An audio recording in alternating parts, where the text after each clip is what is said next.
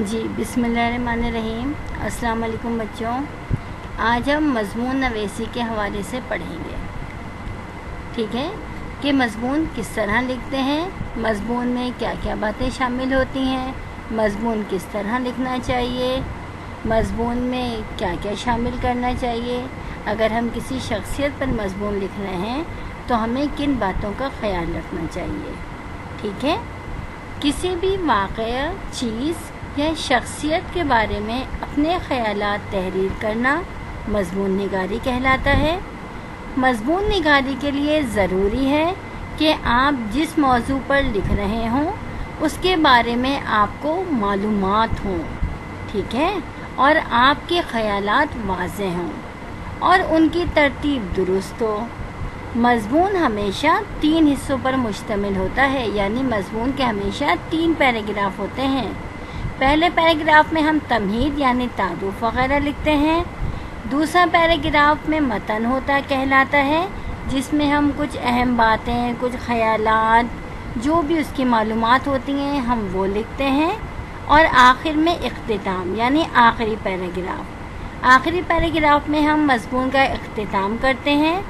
किसी भी शख्सियत का, मशहूर शख्सियत हो, उसका कोई कौल लिखते हैं ज़रूर, या अपनी कोई राय लिखते हैं उस शख्सियत के बारे में या चीज़ के बारे में या उस वाक़े के बारे में या उस जगह के बारे में, और या कोई शेर भी हम डाल सकते हैं उन्वान की मुनासबत से, ठीक है जी। नंबर 1 यानी पहला पैराग्राफ होता है तमहीद का। असल मौजू शुरू करने से पहले चंद सितरों यानी चंद लाइनों में अपने मौजू की तरफ इशारा करने का नाम तमहीद है। तमहीद के बग़ैर मज़मून ऐसा ही है जैसे चेहरे के बग़ैर जिस्म। इसलिए मज़मून के शुरू में तमहीद ज़रूर लिखिए। तमहीद तवील नहीं होनी चाहिए, यानी उसका तारुफ, ठीक है, वो ज़्यादा तवील यानी ज़्यादा लंबी नहीं होनी चाहिए। मज़मून का अंदाज़ा आम तौर से तमहीद से ही लगाया जाता है। आपको पता है, जैसे लोग अमूमन जब मज़मून पढ़ते हैं तो शुरू का मज़मून पढ़ के अंदाज़ा लगा लेते हैं कि आगे मज़मून कैसा होगा। नंबर 2 यानी दूसरा पैराग्राफ मतन का होता है। इस हिस्से में ये हिस्सा मज़मून का सबसे अहम हिस्सा होता है। इसको बहुत मेहनत और तवज्जो से लिखना चाहिए।